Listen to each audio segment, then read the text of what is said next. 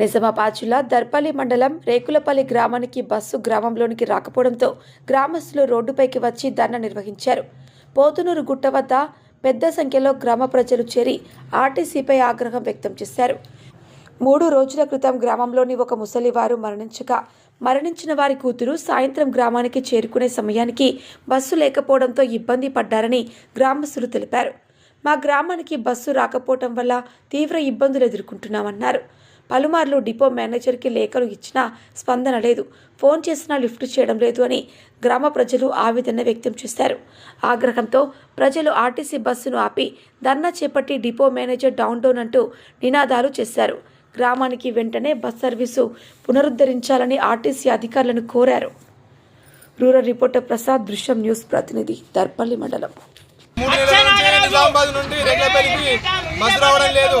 Bus నిమిత్తం భయాధికారులను స్పందన లేదు. బస్సు నిమిత్తం కొరకు డిపో మేనేజర్ కోసము గత 3 సార్లు పోయినా కానీ డిపో మేనేజర్ దొరకడం లేదు. ఆర్ఎంతో మాట్లాడడం జరిగింది, బస్సు పంపిస్తున్నాడు, బస్సు కూడా లేదు. బస్సు నిమిత్తం కొరకు ఈరోజు పోతునూరు గుట్ట వద్ద ధర్నా చేయడం జరిగింది.